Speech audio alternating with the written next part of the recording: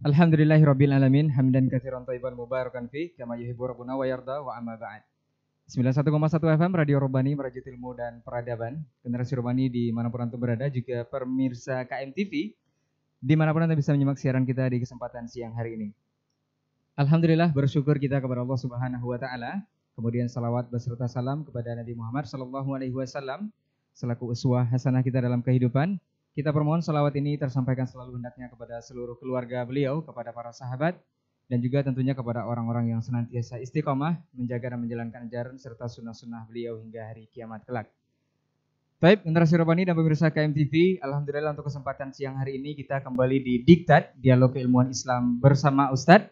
Ini merupakan episode spesial atau edisi spesial karena kita kedatangan tamu ataupun guru kita yang sangat luar biasa dalam rangka safari dakwah beliau, yakni Ustadz Abu Fairuz Ahmad Ridwan LCM Hafizahullah Ta'ala, didampingi bersama guru kita Ustadz Dr. Dasman Yahya Ma'ali LCM Hafizahullah Ta'ala. Tapi tidak memperpanjang mukadimah, kita akan langsung saja membahas sebuah tema yang notabene-nya sangat penting, dan ini akan kita kupas tuntas selama lebih kurang 1 jam ke depan, seperti biasa di 2 sesi. Sesi pertama nanti akan kita dengarkan pemaparan materi dari masing-masing narasumber, dan sesi kedua kita akan bersoal jawab di line WhatsApp di 081273335531. Kita sapa dulu beliau yang sudah hadir. Guru kita Ustadz Abu Fairuz Ahmad Ridwan LCM Hafizahullah Ta'ala. Assalamualaikum warahmatullahi wabarakatuh Ustaz. Waalaikumsalam warahmatullahi wabarakatuh. Kabar baik Ustaz? Ahlan Ustaz. Alhamdulillah, ahlan bikum. Kemudian Ustaz Dr. Dasman Yahya Mali LCM Hafizahullah Ta'ala. Assalamualaikum Ustaz. Waalaikumsalam warahmatullahi wabarakatuh. Ahlan wa sahlan. Nah, Hayakallah. Alhamdulillah. Baik. Nah Ustaz, kita akan membahas sebuah tema berdakwah tanpa ujung. Ini seperti apa dan bagaimana, kita akan dengarkan pemaparan dari masing-masing pemateri kita. Untuk kesempatan pertama mungkin kita ke tuan rumah dulu Ustaz ya. Nah, kita ke Ustaz Dr. Dasman Yahya Mali LCM Hafizahullah Ta'ala. Falyatafadhal mashkura Ustaz. Naam Ustaz. Bismillahirrahmanirrahim. Assalamualaikum warahmatullahi wabarakatuh. Alhamdulillahil azizil hamid wa huwa alus thana'i wa tamjid. Ashhadu an la ilaha illallah wahdahu la syarika lah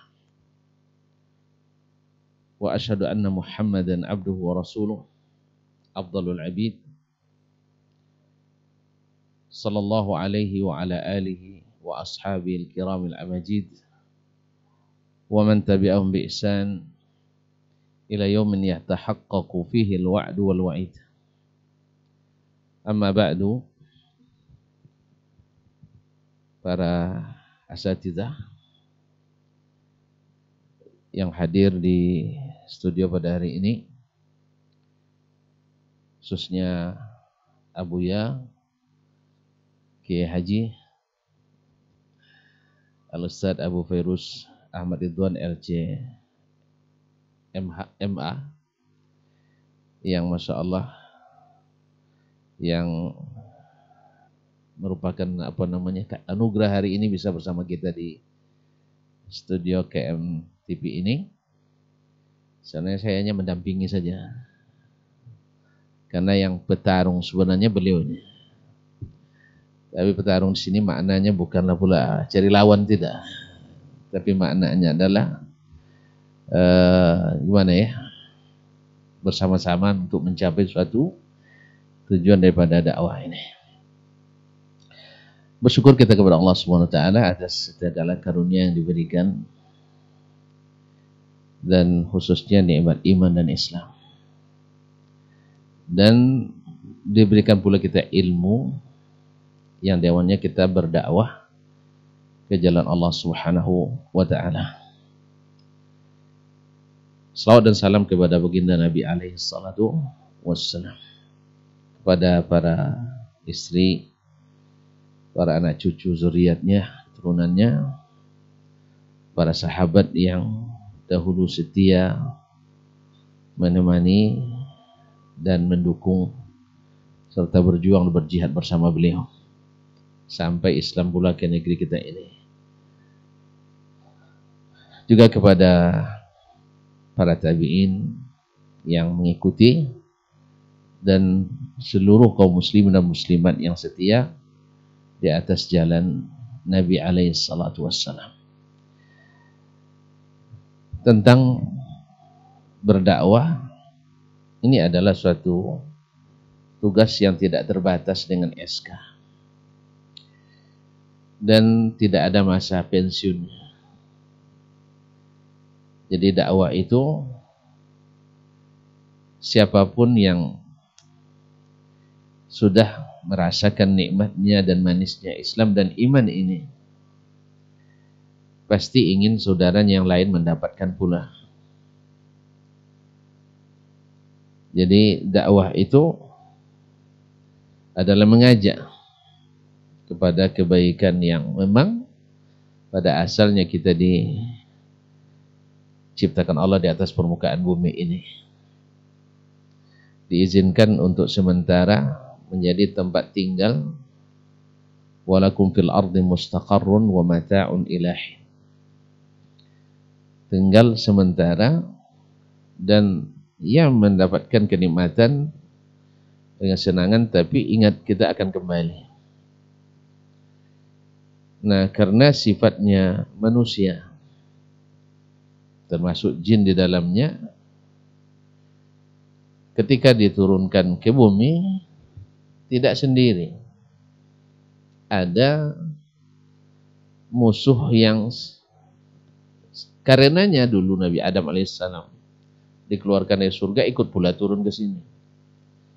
Dan dia bersumpah untuk menjadi dai, yaitu menyeru kepada neraka, karena dia sudah dihukum tak akan kembali lagi ke surga. Maka dia bersumpah dengan kemuliaan Allah, dengan keperkasaan Allah, la ughwiyannahum ajma'in. Pasti akan saya sesatkan semua mereka. Maka dakwah syaitan ini yang mengajak ke neraka ya harus diimbangi lebih kuat lagi. Makanya judulnya bertarung nih Ustaz. Ya, bertarung dengan dai atau dengan iblis alaihi laknatullah, dengan para syaitan-syaitan yang senantiasa berlomba dengan kita, bahkan mereka siang malam dan tak terlihat oleh kita. Innahu yarakum huwa wa qabiluhu min haitsu la tarunnahum. Mereka senantiasa mengajak kita, senantiasa memerangi kita dengan cara yang kita tak bisa melihatnya. Dia dan bala tentaranya siang malam dengan segala kekuatan yang dimilikinya. Oleh sebab itu Allah SWT kirim para duat, para da'i untuk berdakwah kepada Allah SWT. Wa ala muqaddimatihim, tentu saja di atas semua mereka adalah para nabi dan rasul yang diutus untuk mengimbangi dakwah syaitan ke dalam neraka menjadi dakwah para auliaur rahman untuk kembali kepada surga yang telah dijanjikan. Oleh sebab itu, maka dakwah ini tak ada ujungnya bagi kita tentunya. Ujungnya hanya sampai waktu mati kita, karena dia bagian tak terpisahkan dari ibadah kita. Wa'bud rabbaka hatta ya'tiyakal yaqin. Bagaimana Nabi kita alaihissalatu wassalam juga dakwahnya sampai beliau meninggal. Oleh sebab itu pertarungan ini berlanjut terus menerus. Ujungnya hanya hari kiamat. Oleh sebab itu beruntunglah kita bagian daripada kafilah dakwah ini. Mudah-mudahan juga kita bagian yang mengambil bagian terbesar, yang bisa masuk ke setiap bidang, setiap aspek, setiap fasilitas sarana prasarana yang bisa kita gunakan untuk berdakwah. Pokoknya ini pertarungan yang harus kita menangkan. Dan alhamdulillah Allah sebutkan bahwa kaidus syaitan itu lemah. Inna kaidas syaitani kana dha'ifa. Sesungguhnya tipu daya syaitan itu sangat lemah. Sedangkan Allah SWT berikan kita kekuatan yang sangat besar, yaitu dengan hidayah yang datang daripadanya, yang Allah sendiri juga pilihkan untuk kita jalan yang baik ini. Mudah-mudahan Allah SWT berikan kita istiqamah, keikhlasan, kesabaran, ketegaran, sehingga kita insya Allah memenangkan pertarungan ini. Ini sekedar pengantar dari saya. Selanjutnya insya Allah lebih mendalam, lebih lebih pokoknya segalanya. Karena beliau ini senior saya di segala bidang. Terus terang ini. Di Madinah di atas saya. Di dunia nikah di atas saya. Ya, jadi memang semuanya punya lebih semuanya. Oleh sebab itu waktu kita berikan seluas-luasnya kepada beliau, insyaallah taala. Ini sekali-sekala Ustaz. Nah, terima kasih atas kehadirannya. Wallahu taala alam wa sallallahu ala nabiyyina Muhammad wasallam. Wassalamualaikum warahmatullahi wabarakatuh. Waalaikumsalam warahmatullahi wabarakatuh. Masya Allah, jazakumullah khairan Ustaz. Barakallahu fikum. Baik, kita lanjut saja Ustaz tanpa berkomentar. Ini juga antum bisa dengarkan langsung di Radio Robbani 91,1 FM. Kajian kita untuk kesempatan hari ini yang spesial. Kita lanjut ke Ustadz guru kita, Ustadz Abu Fairuz Ahmad Ridwan LCM Hafizahullah Ta'ala. Tafadhal maskur Ustaz. Bismillahirrahmanirrahim. Assalamualaikum warahmatullahi wabarakatuh. Alhamdulillahi rabbil alamin. Wa sallallahu wasallam wa baraka ala abdi wa rasuli Muhammadin wa ala alihi wa sahbihi ajma'in. Amma ba'du. Allahumma alhimna rushdana wa qina syurura anfusina. Allahumma ya hayyu ya qayyum bi rahmatika nastaghith aslih sya'nana kullana wa la takilna ila anfusina tarfata 'ain. Allahumma ya muallima Ibrahim 'allimna wa ya mufahhima Sulaiman fahimna. Para jemaah yang hadir di majelis ini, para pendengar Radio Robbani, para pemirsa KM TV yang dimuliakan Allah Subhanahu wa taala. Sebenarnya saya duduk di samping beliau ini ya karena ketawadukan beliau semata mengajak saya duduk berbarengan bersama beliau, padahal kami tak selevel ini. Subhanallah. Tapi ala kulli hal, semoga Allah berikan kepada kita keberkahan dalam dakwah ini, dan semoga Allah panjangkan umur beliau, Allah jaga beliau daripada segala macam keburukan dan juga dakwah kita ini. Para pemirsa dan para pendengar dan yang Allah muliakan, sebenarnya apa yang beliau sebutkan tadi sudahlah Masya Allah ya, cukup padat, cukup banyak. Saya hanyalah menambahkan sedikit saja yang dapat saya ketahui. Kalaupun nanti mungkin saya keliru, mungkin beliau luruskan. Hafizahullah tabaraka ta'ala. Ya, bahwasanya dakwah kita ini jalan yang begitu panjang sekali. Pernah ditanyakan kepada Syekh Albani rahimahullah tentang jalan dakwah Syekh. Ya, begini panjang jalan dakwah seperti apa yang Anda lakukan ini. Harus cek hadis sahih, tak sahih, dhaif, tak dhaif. Ya, sampai kapan kita akan meraih keberuntungan, kejayaan? Terlampau panjang jalan ini. Ya. Maka ikhwati fillah rahimakumullah, jalan dakwah ini memang jalan yang begitu panjang. Ya, dan ujungnya ada pada Allah Subhanahu wa taala. Dan dilarang kita memotong kompas. Namanya istijal. Dan Nabi yang mulia SAW telah memberikan kepada kita isyarat. Manakala kaum muslimin di kota Makkah diteror, begitu dahsyat yang menimpa mereka, ada salah seorang sahabat Nabi yang namanya Khabbab ibn al-Arits. Dia ini budak milik salah seorang wanita Makkah. Manakala dia masuk Islam, ketahuan oleh tuannya, dia seorang pandai besi. Ketika sedang memanaskan besi untuk membentuknya dalam keadaan besi memerah, membiru, tiba-tiba tuannya ambil besi tersebut, diletakkan di kepalanya. Ya, dan dia menjerit, histeris, kesakitan. Ya, sehingga dia datang menemui Nabi sallallahu alaihi wasallam. Nabi kala itu sedang berada di sisi Ka'bah. Maka dia berkata, "Ya Rasulullah, ala tastansir lana, ala tad'u lana?" Ya Rasulullah, tidakkah engkau minta kepada Allah agar Allah menangkan kita? Tidakkah engkau minta kepada Allah agar Allah SWT segerakan kemenangan kita? Ya. Maka Nabi yang mulia SAW melihat kepada Khabbab sambil tersenyum beliau mengatakan, "Ya Khabbab, sungguh orang-orang sebelum kita itu lebih berat ujian dalam dakwah ini. Di antara mereka ada yang harus digergaji dari atas kepalanya hingga ke bawah, berpisah. Tapi tak menghalangi mereka untuk tetap dengan agama mereka, konsekuen dengan agama mereka. Di antara mereka ada yang sampai tulang dan kulit dipisah.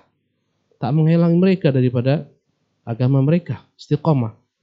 Walakinnakum qaumun tasta'jilun." Kata Nabi, namun kalian tergesa-gesa. Kesalahan fatal dalam jemaah-jemaah dakwah adalah mereka tergesa-gesa ingin segera meraih kemenangan, tapi tidak memperhatikan bagaimana jalan yang telah dimulai oleh Rasulullah dan para sahabat. Tak mengikuti prosedur yang telah Allah SWT tentukan. Ya, semuanya ada prosedurnya. Ada dasar-dasarnya, ada landasannya.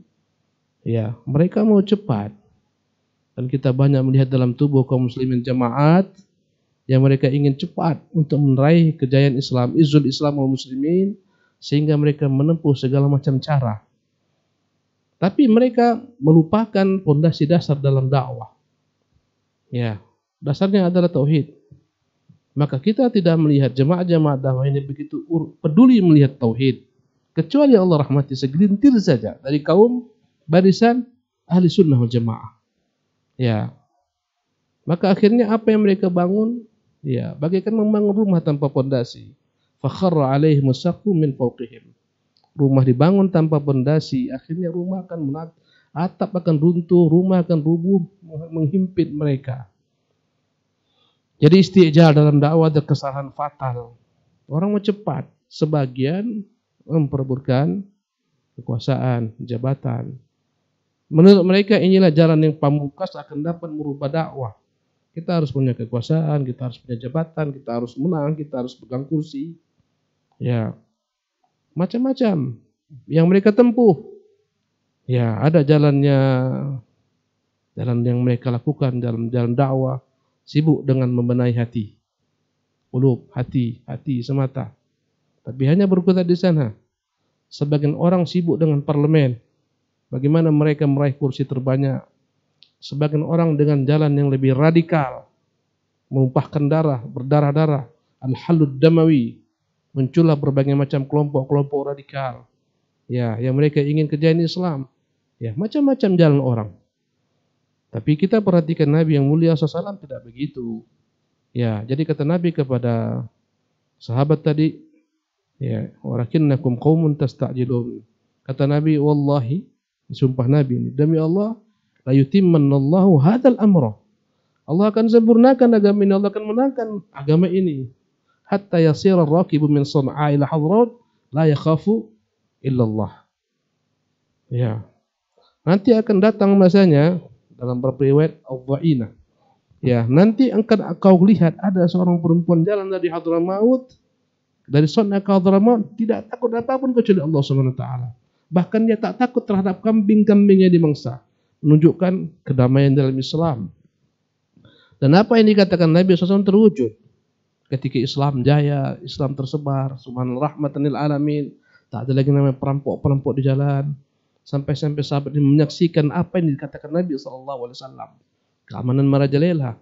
Ya, di mana-mana aman, tentram, dan Islam diamalkan. Ya, maka Nabi yang mulia SAW mengingatkan kepada Khabbab dan kepada kita setiap dai, jangan tergesa-gesa dalam dakwah. Walakinnakum qaumun tasta'jilun. Mulaikan daripada apa yang Nabi mulaikan. Nabi mulaikan dakwah dengan tauhid. Dan ini pondasi dasar. Maka apapun jamaah yang tak memperhatikan nilai tauhid, jamaah yang membangun rumah di atas awan. Ya, ini para pemimpi. Kita melihat banyak jamaah-jamaah Islam yang telah bertahun-tahun mereka takkan pernah mereka berhasil menancapkan kejayaan Islam karena tidak menempuh prosedur yang telah diajarkan Rasulullah SAW. Lihatlah Rasulullah, coba kepada orang-orang yang mengatakan kita harus pegang terlebih dahulu kekuasaan, kita harus pegang parlemen, kita harus pegang kursi. Itu juga pernah ditawarkan oleh Al-Walid. Al-Walid, ya, bapaknya Khalid bin Walid. Al-Walid ini pernah datang kepada Nabi SAW. Al-Walid bin Abil As. Apa dia katakan? Ya Muhammad, madza ja'abika? Apa yang kau bawa ini? Farraqta jama'atana engkau memecah belah jamaah kami, wasaffahta ahlamana, engkau cela orang-orang senior kami, orang tua kami. Ya, engkau cela Tuhan-Tuhan kami. Apa yang kau mau? Andai kata engkau mau, in kunta innama bidzalika turidu mulkan malaknaka. Kalau memang engkau mau jadi raja, kami jadikan engkau raja. Fala naqtu amran duna, kami tak putuskan perkara tanpa engkau. Ya, apabila engkau ini berdakwah semacam ini karena engkau ingin kekayaan, jama'na laka min amwalina, kami kumpulkan harta kami, fa anta aktsarun malan, engkau yang paling banyak hartanya. Apabila kau ingin dengan dakwah mini wanita, kami carikan wanita yang paling cantik, kami berikan kepadamu. Andai kata kiranya engkau ini tersihir, kami carikan tabib yang akan menyembuhkanmu. Ya, tawaran demi tawaran. Dan Nabi yang mulia SAW ya mengatakan, afaraqta ya Abul Walid, sudah selesai. Dia katakan sudah. Rasulullah bacakan di telinganya ayat-ayat yang merubah ya raut wajahnya, subhanallah. Dia pulang kepada kaumnya, dia katakan, wah, ya, yang ku dengar ini begitu indahnya, mengakar ke bumi, menjulang ke langit. Yang mau kita ambil di sini bahwasanya Nabi SAW tidak pedulikan berbagai tawaran-tawaran tersebut. Karena jika Rasulullah pedulikan, Rasulullah terima, tak akan tegak dakwah Islam. Jadi, ya, perkara tauhid, perkara yang tak boleh tinggalkan oleh setiap dai. Dan Nabi yang mulia SAW hidup sejak awal dakwah hingga akhir dakwah tak pernah melupakan perkara tauhid. Yang banyak dilupakan oleh dai-dai sekarang ini, kecuali orang-orang yang Allah rahmati. Ya, mungkin karena panjang lebar ngomong juga merasa tak nyaman dengan beliau. InsyaAllah kita mungkin lanjutkan dengan ya interaktif, dialog interaktif. Tafadhal. Afwan Syekh. Baik, jazakallah khairan Ustaz untuk materinya, alhamdulillah, dan mudah-mudahan ini sangat luar biasa dan sangat bermanfaat untuk kita semua. Kita akan coba berinteraktif di sesi kedua ini. Nanti juga kita akan berikan kesempatan kepada ikhwah yang hadir di studio untuk bertanya langsung kepada Ustadz di 081273335531 melalui pesan singkat di layanan WhatsApp. Masya Allah sudah ada beberapa pertanyaan yang masuk di line WhatsApp kita. Kita coba jawab yang pertama, Ustadz. Mohon izin, Ustadz. Assalamualaikum warahmatullahi wabarakatuh, Ustadz. Mengenai tema kita bertarung, berdakwah tanpa ujung, Ustadz. Bagaimana kita menyikapi cobaan dakwah yang dewasa ini semakin menjadi-jadi sepertinya, Ustadz. Bahkan di negeri kita lihat berbagai tindak anarkis yang sudah dilakukan oleh bahkan sebagian besar kaum muslimin, seperti pembakaran masjid, kemudian membentuk panitia pengusiran yang katanya Wahabi atau yang tidak sepaham dengan mereka. Ini seperti apa nasihat Ustadz dalam hal ini? Jazakallah khairan. Nah, Ustadz.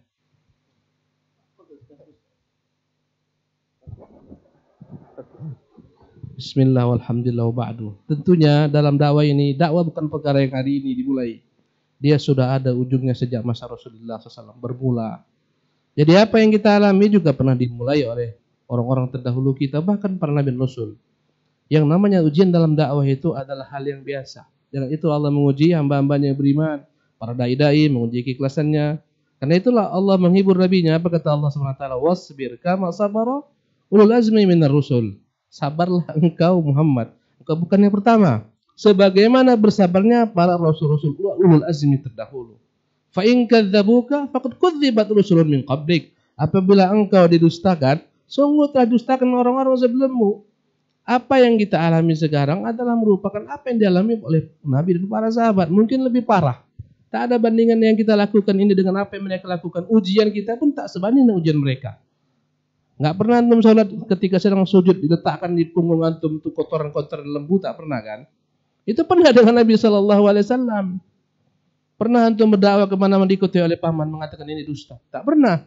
Nabi kemana berangkat? Di sana ada Abu Lahab mengatakan ini, Abu Lahab mengatakan ini keponakannya gila ini. Jangan dengarkan dia nih. Ya.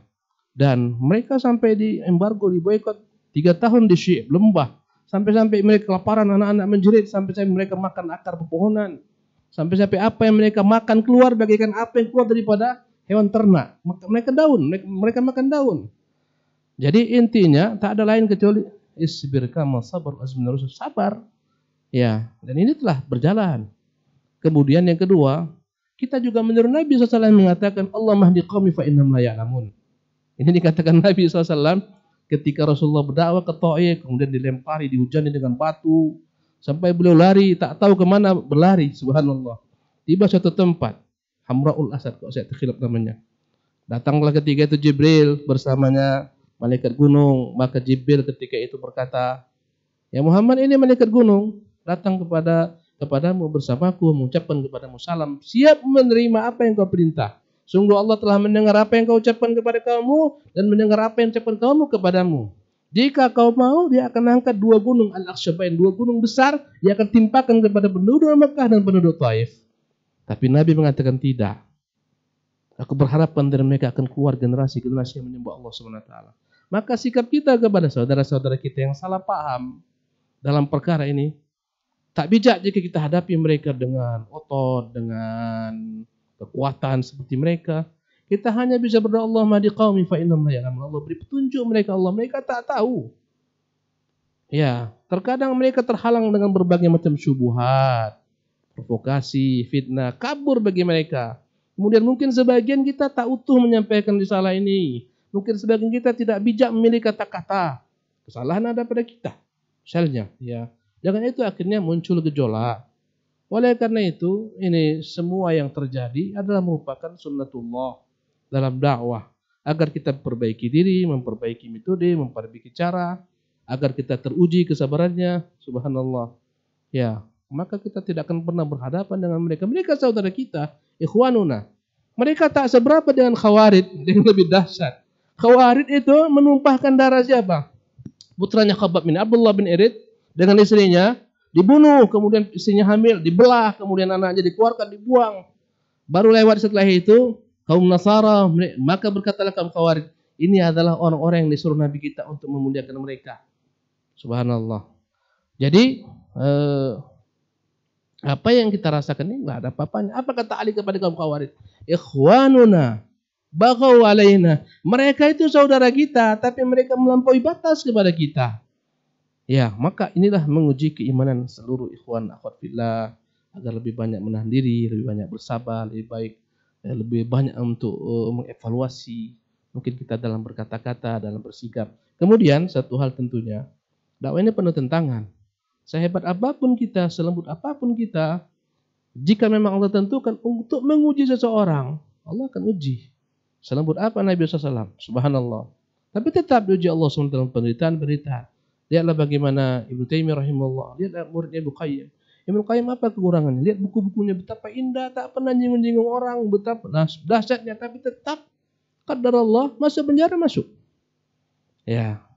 Jadi mungkin itu yang bisa kita lakukan. Sabar.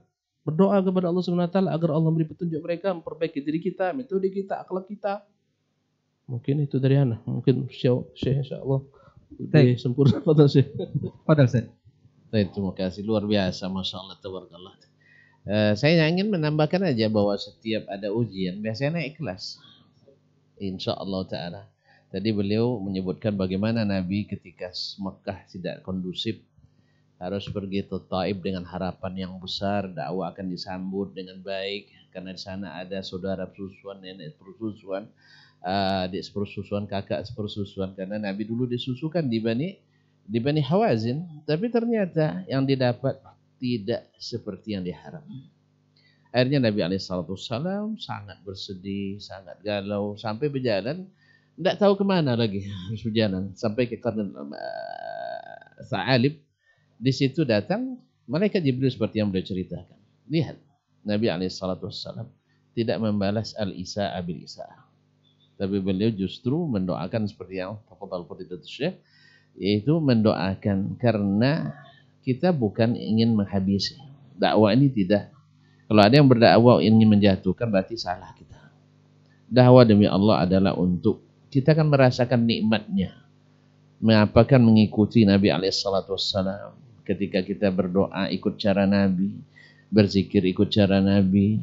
Bahkan kalau bisa seperti kata Sufyan Ats-Tsauri, kalau bisa garuk kepala tidak pakai sunnah, cari sunnahnya garuk kepala. Sampai demikian nikmatnya. Kenapa? Beliau manusia terbaik. Wa innaka la'ala khuluqin 'azim. In wa laqad kana lakum fi Rasulillahi uswatun hasanah. Jadi ini yang kita dakwakan. Cuman seperti tadi, ya Nabi dengan cara selembut-lembutnya, sehikmah-hikmahnya, tapi tetap tertuduh. Nah, bagaimana? Nabi sabar, kita juga mesti bersabar. Dan insya Allah setelah Nabi sampai pada puncak, intimidasi, provokasi, persekusi, semua itu sudah dialami beliau. Alhamdulillah Allah ternyata siapkan lahan yang subur untuk dakwah. Setelah kejadian itu datang utusan Ansar yang sebelumnya adalah belum bernama Ansar, orang Aus dan Khazraj ingin mencari suaka untuk sekutu ke Quraisy. Untuk Aus nak cari sekutu untuk melawan Khazraj. Khazraj cari sekutu untuk melawan Aus. Tiba-tiba mereka bertemu dengan baginda Rasulullah SAW. Beliau tawarkan Islam. Alhamdulillah. Oh ternyata ini Nabi yang dulu orang Yahudi menggertak kita dengannya. Jangan sampai orang Yahudi lebih duluan. Akhirnya mereka menerima Islam.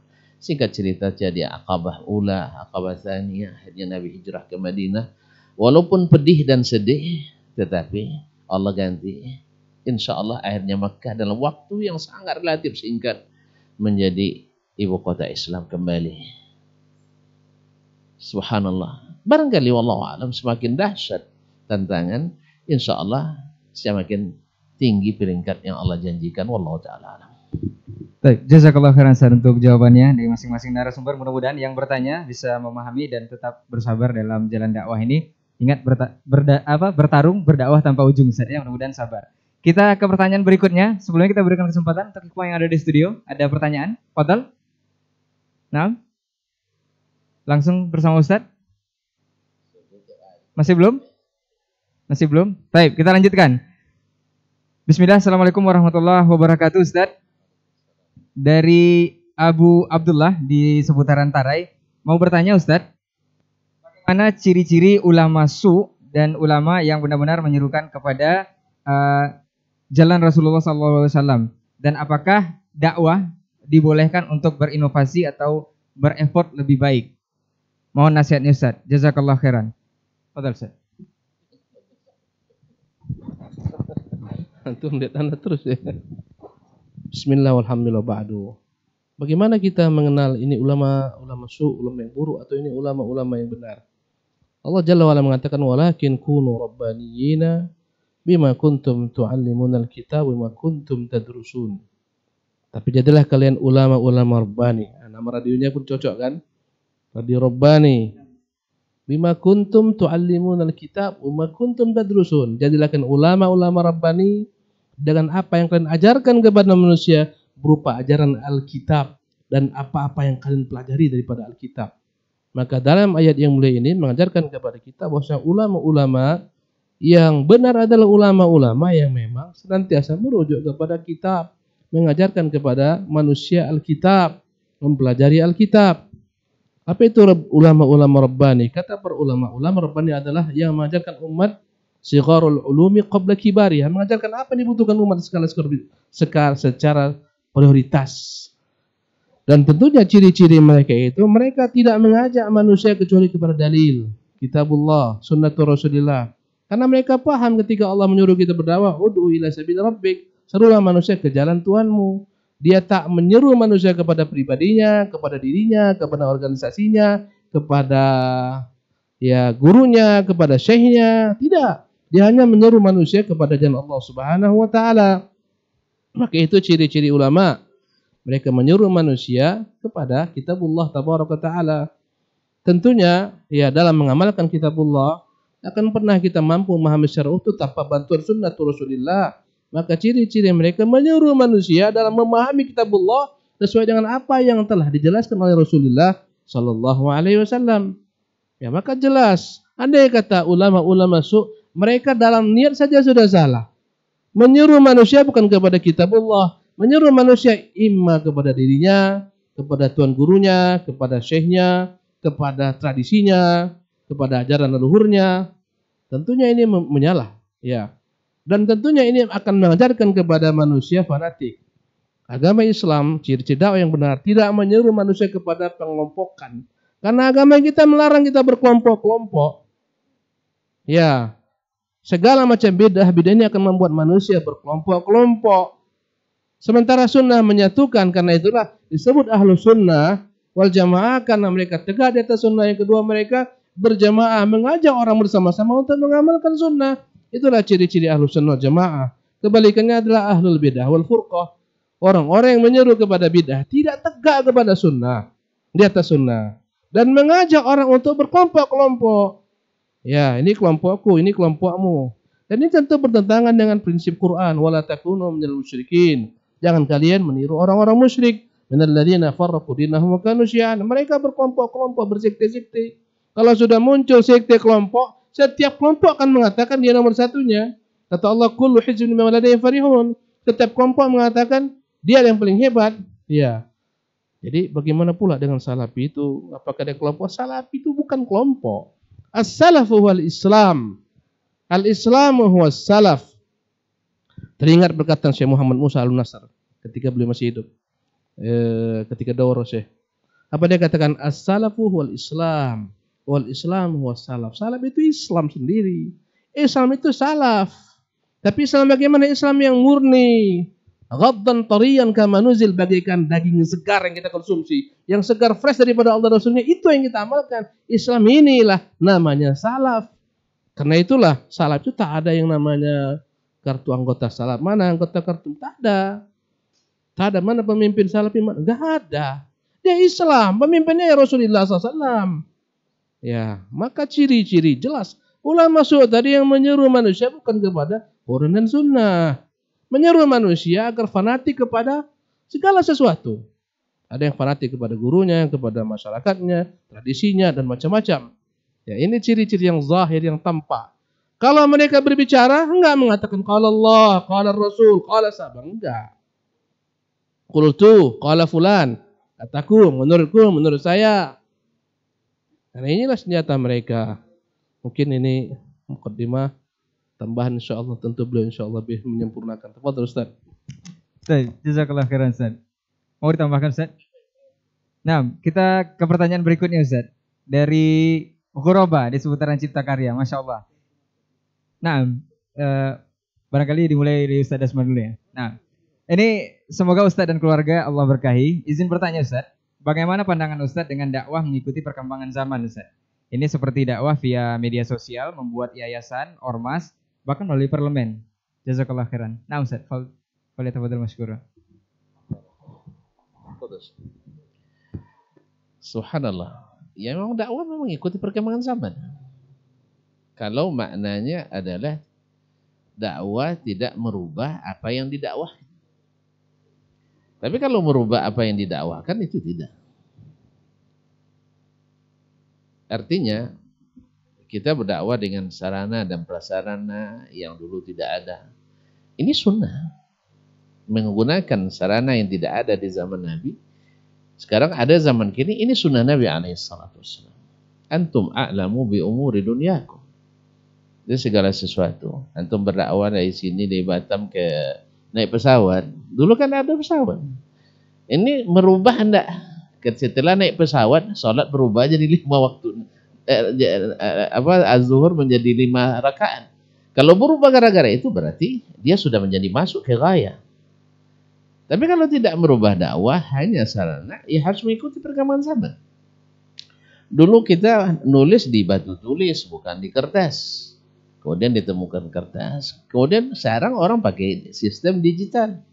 Ya, orang tidak bawa buku lagi, kita bawa apa namanya, saya tidak tahu juga namanya, Android, iPad dan sebagainya. Nah, ini semuanya sunnah. Ya, sunnah Nabi SAW. Karena Nabi sudah bukakan seluas-luasnya, antum a'lamu bi umuri dunyakum. Masalah kendaraan, ketika Allah berbicara tentang kendaraan yang ada zaman Nabi, wal khayla wal bighala wal hamira litarkabuha wa zinah wa yakhluqu ma la ta'lamun. Allah ciptakan bagi kamu al-khayl, kuda, wal bighal, bagal, peranakan kuda dengan keledai, kemudian wal hamir, keledai, sebagai kendaraan, wazina, dan perhiasan yang kalian bangga-banggakan, wa yakhluqu ma la ta'lamun.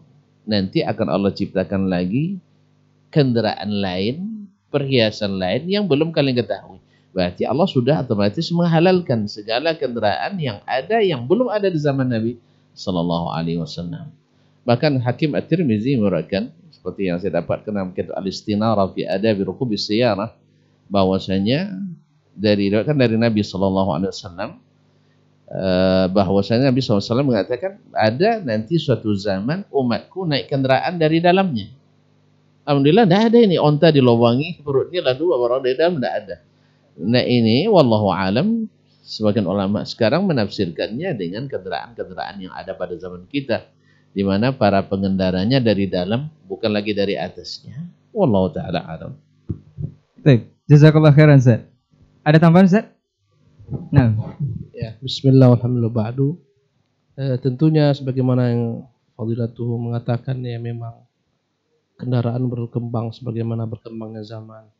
Dalam dakwah pun juga ada mungkin beberapa hal yang tak ada. Menjadi ada dahulu manusia itu tak kenal yang namanya sekolah seperti sekarang. Ada kelasnya, ada tingkatannya, jenjangnya. Kemudian sekarang ada, ya. Kemudian dahulu orang tak mengenal yang namanya yayasan, kemudian ada. Pada hakikatnya hal semacam ini sarana, selama tetap dalam sarana tak ada masalah.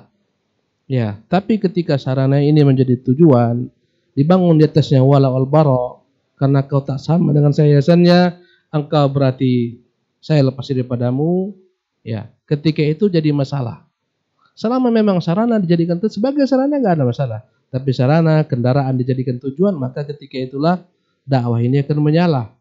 Dengan itulah kita berupaya untuk senantiasa menjadikan sarana tetap sebagai sarana, bukan sebagai tujuan dakwah. Manakala dia menjadi tujuan, ketika itu terjadilah penyimpangan-penyimpangan. Dan dalam perjalanan waktu ada saja mungkin sebagian daripada sarana-sarana seperti organisasi, ormas, yayasan, tanpa disadari oleh orang-orang dalamnya, ya mereka akhirnya membangun loyal di atas ini. Ketika itulah terjadi penyimpangan dalam dakwah. Kembalikan lagi kepada kebenaran. Ud'u ila sabil rabbika tadi, serulah manusia ke jalan Tuhanmu dengan bil hikmah wal mau'izatil hasanah wa jadilhum billati ahsan, dengan hikmah, dengan nasihat yang baik, dengan diskusi yang baik. Kembalikan lagi mereka ke sana. Ya, maka pada hakikatnya sebagaimana beliau katakan, tidak ada masalah. Melalui radio, melalui televisi dan semacamnya tidak ada masalah.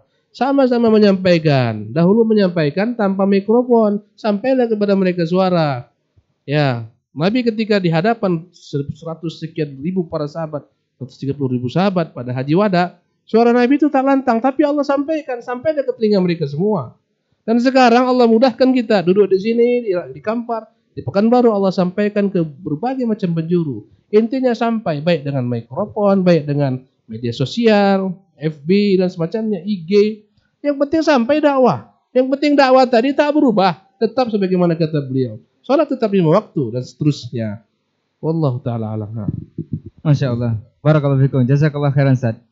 Ustaz, ini ada pertanyaan lagi dari seseorang di Panam. Assalamualaikum warahmatullahi wabarakatuh Ustaz. Ada salah satu public figure lahir dengan kelamin laki-laki dan ingin mewasiatkan meninggal dengan dikubur secara pemakaman wanita. Ini apakah dibolehkan atau seperti apa Ustaz? Nah, boleh teman-teman sekalian.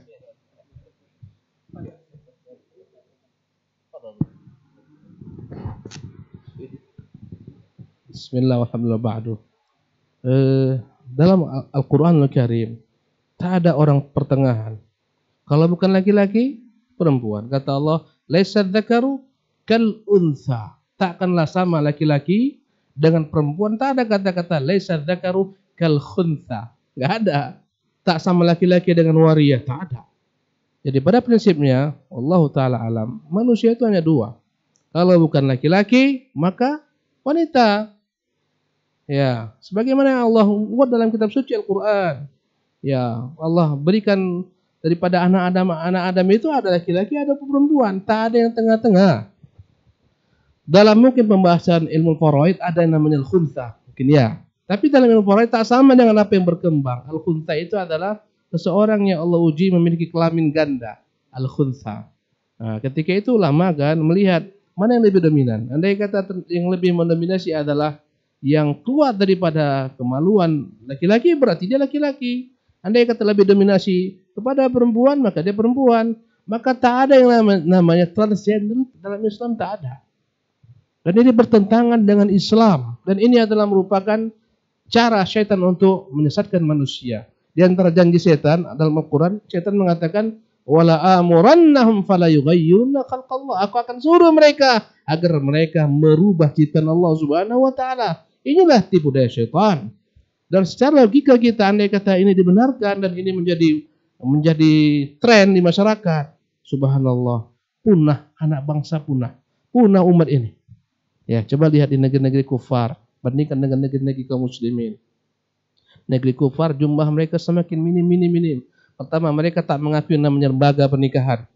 Pernikahan banyak tanggung jawabnya. Mereka lebih mendahulukan free sex, kumpul kebu. Ya. Kemudian mereka paling anti yang namanya anak, banyak kewajiban. Sehingga mereka tak mau punya anak, karena itu mereka kebingungan. Negara-negara kufar sana mereka memberikan banyak donasi, bahkan support untuk perempuan-perempuan yang mau melahirkan memiliki anak. Subhanallah.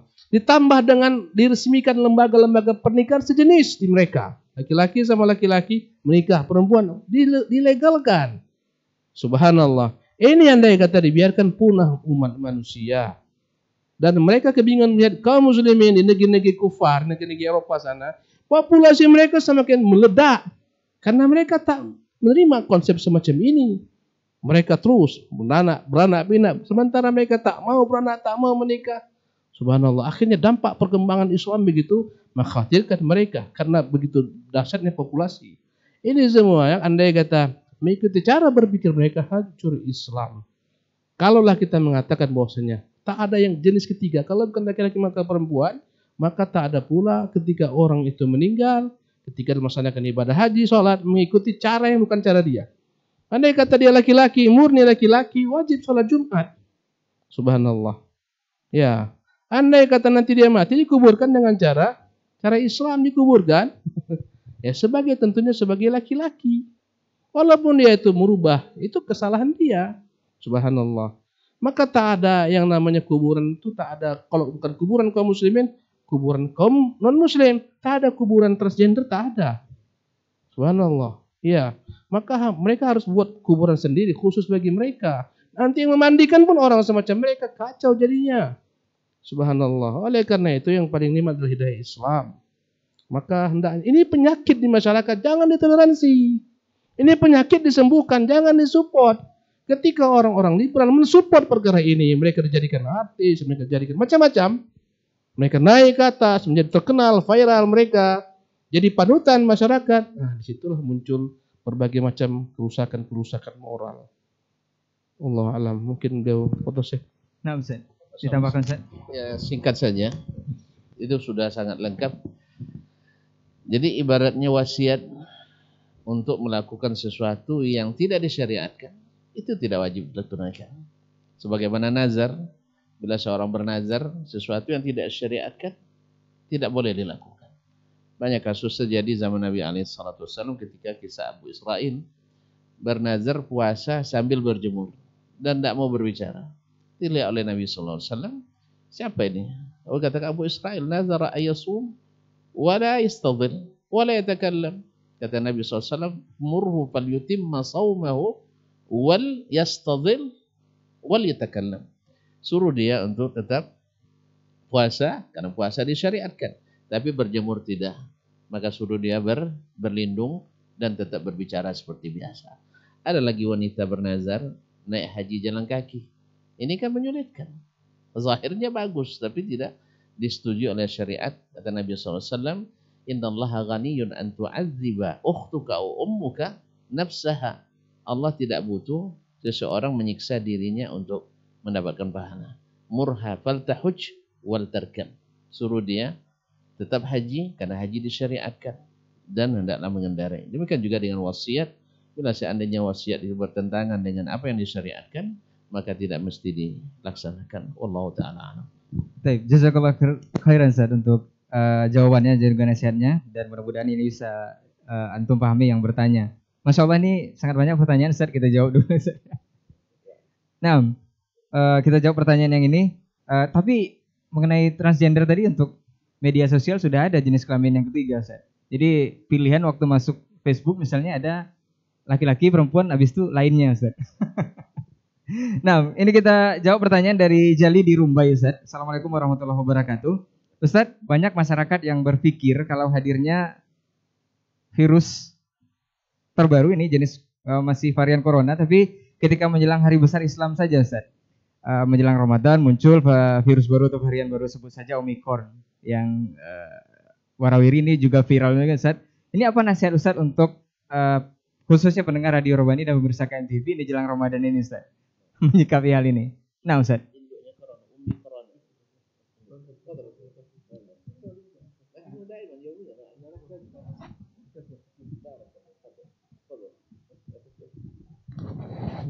Bismillah walhamdulillah ba'du. Yang saya pahami, yang Al-Quran mengajarkan, ati'ullah wa ati'ur rasul wal amri minkum.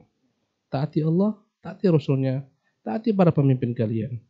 Dan Nabi mengatakan, la ta'ata li makhluqin fi ma'syatil khaliq. Tak boleh taat kepada makhluk jika bermaksiat kepada Khaliq. Sekarang masalah virus, tentu kita bukanlah ahlinya. Tentu yang lebih berhak ngomong itu ahlinya. Dan tak akan mungkin kita rojihkan perkataan orang banyak, orang awam yang tak tahu apa-apa. Maka tentunya dalam hal ini kita harus mengukur diri kita. Ya, Anda tak tahu tentang virus yang paling baru, bagaimana apa itu bukan garapan kami para ustadz, para dai, tapi sikap masyarakat diatur dalam agama kita, taat kepada pemimpin. Dan itulah letak kemuliaan agama ini. Ya, Anda kata pemimpin kita suruh buat ini, kita buat itu, kita buat. Ya, dan jangan kita kait-kaitkan dengan ini sudah mau dekat hari raya, mau segala macam. Berarti dia bersuudzon, berburuk sangka kepada penguasa dalam suatu perkara yang tidak memiliki ilmu padanya. Dari mana kau tahu demikian? Apa ilmumu? Apa dasarmu? Apa hujahmu? Ya, dan perkara ini sebenarnya bukan hanya di negeri kita, di dunia loh. Ya, bukan hanya di Indonesia saja. Dunia mengalami ini semua. Apa yang kita terapkan di sini bukan hanya di Indonesia saja, di dunia juga diterapkan. Kita masuk ke Saudi juga ada aturan mainnya tentang virus ini. Lihat sendiri di TV itu bagaimana ya pemerintah mengatakan harus berjalan semacamnya. Kita ikut rambu-rambu pemerintah kita. Itu yang lebih selamat. Dan tidak menentang mereka membuat kekacauan, membuat berbagai macam perkara-perkara yang viral untuk menyelesaikan pemerintah. Ya, ini mungkin yang dapat saya berikan. Beliau foto sih. Foto Ustaz, ditambahkan Ustaz. Nah.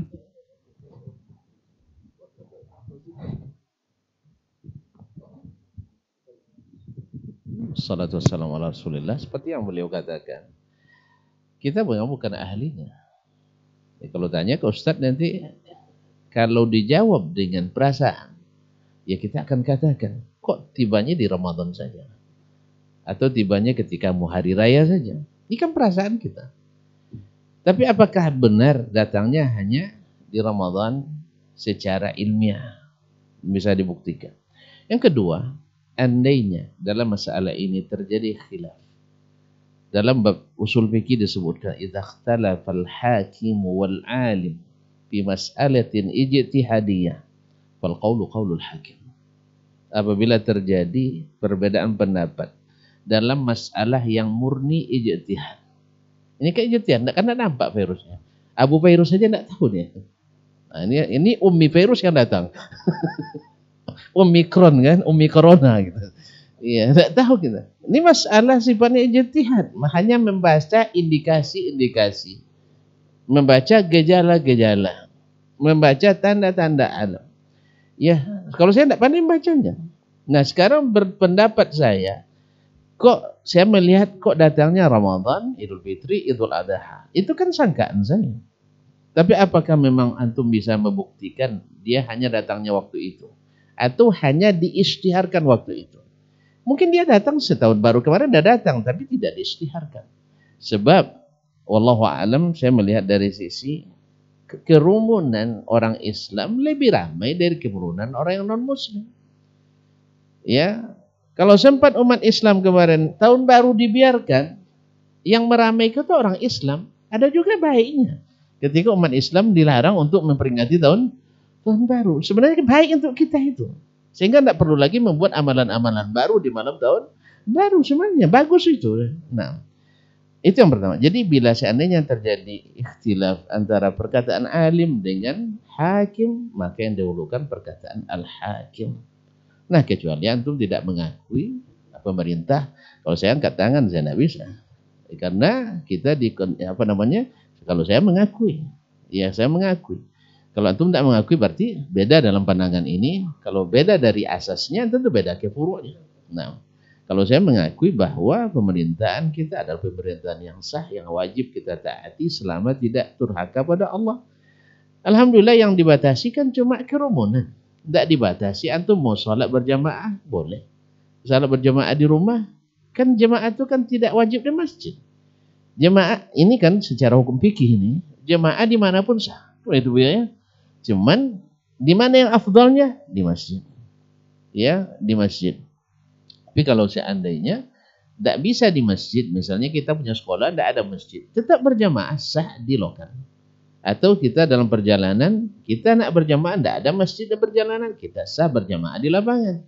Atau ketika kita sedang bercamping, berkhaimah misalnya, kan tidak bawa masjid kita ke situ, kita nak tetap juga berjamaah sah dimanapun. Oleh sebab itu, kalau seandainya aturan mengharuskan kita mengikuti, alhamdulillah MUI kita juga berfatwa yang sama. Kalau MUI saja tidak antum percaya, siapa lagi yang mau kita percaya?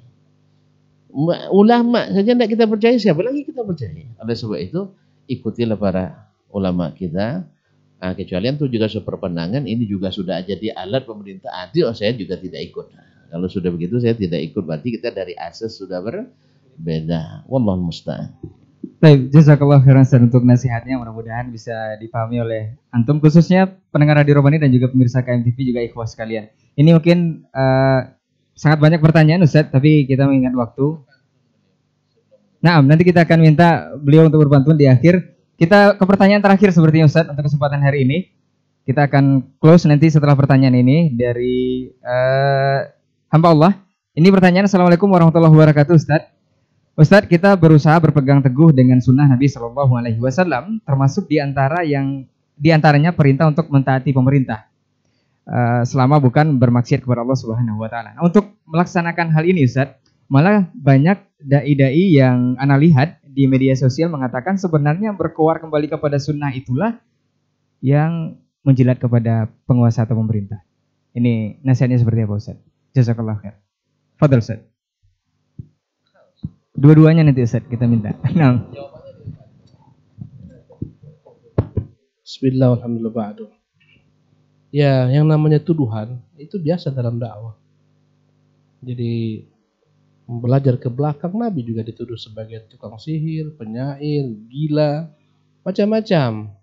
Andai kata hal itu kembali terjadi dengan para dai-dai yang menyuarakan sunnah, dia penjilat, ya silakan saja tuduhan. Ad-da'win itu hanyalah merupakan tuduhan-tuduhan. Kalau kita perhatikan antara dai-dai kita dengan penguasa, ada hubungan dari sisi kita menjilat. Apa yang kita harapkan dari mereka? Kita tidak ingin merebut kekuasaan mereka, tidak duduk bersama mereka. Ya, jadi alangkah jauhnya apa yang mereka perkatakan dengan kenyataan. Ya, kita nggak ada sama-sama kepentingan dengan para penguasa dari sisi ingin dunia mereka. Tidak, kita nggak pernah mencalonkan diri untuk menjadi sebagaimana mereka. Subhanallah. Mereka naik, kita dukung dalam kebaikan, kita doakan kepada Allah Subhanahu Wa Taala. Ada yang kata dituduh kita menjilat, itu hak mereka menuduh. Tapi ingat, segala macam tuduhan akan dipertanggungjawabkan di hari kiamat. Ya, yang namanya dai ini baik macam-macam tuduhan kepadanya. Itu harus jika menjadi dai. Kalau dai yang lurus, yang benar-benar mengajak orang kepada Quran Sunnah, tentu banyak tuduhan kepadanya. Lain dai yang sifatnya di sana senang, di sini senang. Itu oke, itu di mana-mana diterima manusia itu. Kalau masuk ke kandang domba ngembek dia. Nanti andai kata masuk ke kandang lembu berubah suara lembu dia. Ini ya. Ya, mereka akan aman di mana-mana tapi tidak aman di sisi Allah Subhanahu wa taala. Dai yang lurus dia hanya menyuruh manusia kepada Allah Subhanahu wa taala, kepada kitabullah, kepada sunnah Rasulullah. Tanggung jawabnya nanti di sisi Allah Subhanahu wa taala ringan karena sudah menyampaikan. Adapun mereka dituduh menjilat, dituduh mereka macam-macam, itu urusan mereka. Ya, urusan dai adalah tetap berjuang mengajak manusia kepada Allah, tetap bersabar dalam dakwah ini, tetap berupaya mengevaluasi diri, meluruskan niat, itu kewajiban para dai. Wallahu taala alam. Masya Allah. Berdakwah tanpa ujung, Ustaz ya. Nah, mungkin ditambahkan, Ustaz? Nah? Sebenarnya enggak tambahan. Ya, ma'asyiral kiram dirahmati Allah, para hadirin dan para pemirsa serta pendengar dimanapun berada. Kalau tuduhan seperti kata Syekh kita, enggak ada luput kita. Diam aja kita tuduh juga. Kenapa diam? Diam pun enggak bicara tertuduh kita. Kenapa diam? Saya pernah suatu majelis, Ustaz. Orang pada marah semua di keluarga, majelis keluarga. Saya enggak marah. Akhirnya kena marah. Kenapa enggak marah? Coba ya kan. Awak enggak bongi. Kena bongi gara-gara enggak bongi gitu. Enggak marah karena dimarahin gara-gara enggak marah. Jadi nampaknya enggak bisa, enggak. Cuman ada petunjuk Al-Qur'an ketika terjadi dialog antara Nabi Musa dengan Firaun. Firaun nuduh dia dengan berbagai tuduhan. Di antara tuduhannya, kami berjasa kepadamu. Alam nurabbika fina. Bukankah kami sudah mendidikmu bertahun-tahun? Kemudian wa fa'alta fa'lataka allati fa'alta. Kemudian kamu melakukan ini dan itu, membunuh orang, kemudian lari dari kamu.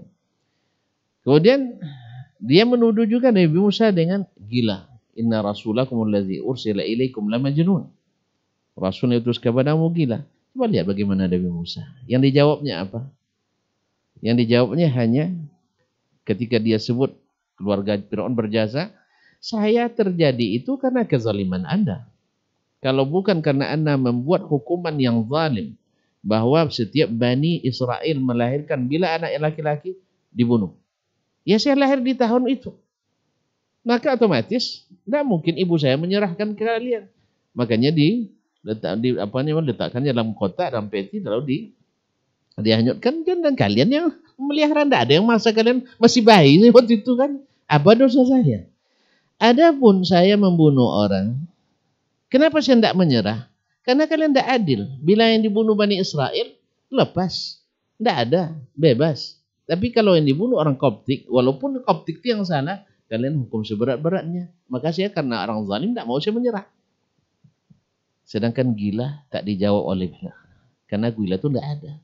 Ini kalau ada yang menuduh bahwa kita justru dengan alasan sunnah, meninggalkan sunnah, buktikan aja. Seperti kata beliau tadi.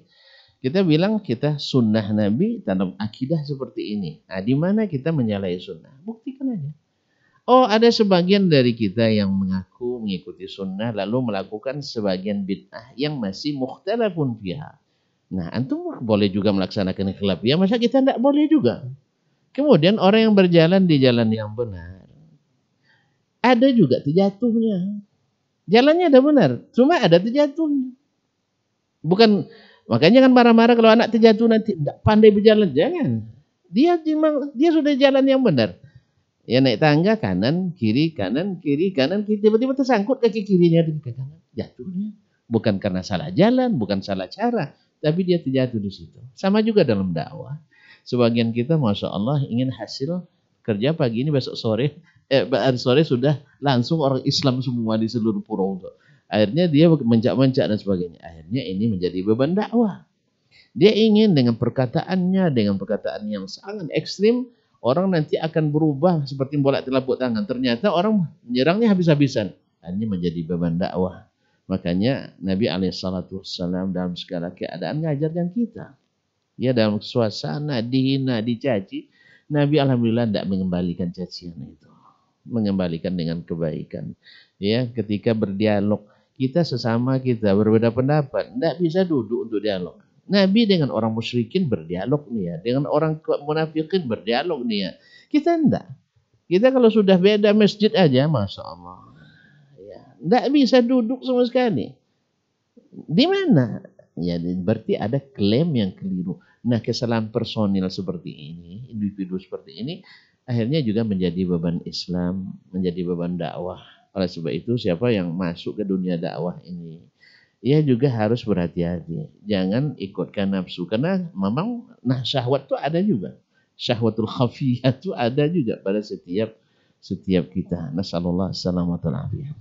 Masya Allah, tabarakallah. Jazakallah khairan Ustaz untuk nasihatnya dan untuk perbincangan kita di kesempatan hari ini dalam kesempatan yang sangat luar biasa di program Diktat Spesial bersama guru-guru kita yang sangat luar biasa. Mudah-mudahan ini menjadi tantangan ataupun menjadi cambuk bagi kita semua untuk berdakwah tanpa ujung, dan memang dakwah ini memang tanpa ujung, Ustaz. Dan kita bingung juga kalau tadi dituduh penjilat, nanti kalau ada bom, ada apa, nanti dituduh radikal, Ustaz ya. Jadi sebenarnya kita radikal atau penjilat ini, Ustaz? Kita bingung juga. Tapi mudah-mudahan bermanfaat untuk semua. Afwan untuk semua salah kata gila bicara. Kita tutup dengan doa kafaratul majelis.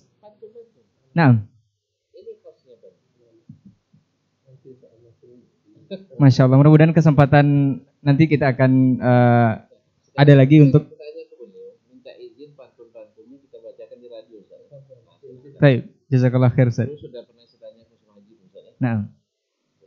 Baik, kita tutup dengan doa kafaratul majelis. Subhanakallahumma wa bihamdika asyhadu an la ilaha illa anta astaghfiruka wa atubu ilaik. Wassalamualaikum warahmatullahi wabarakatuh.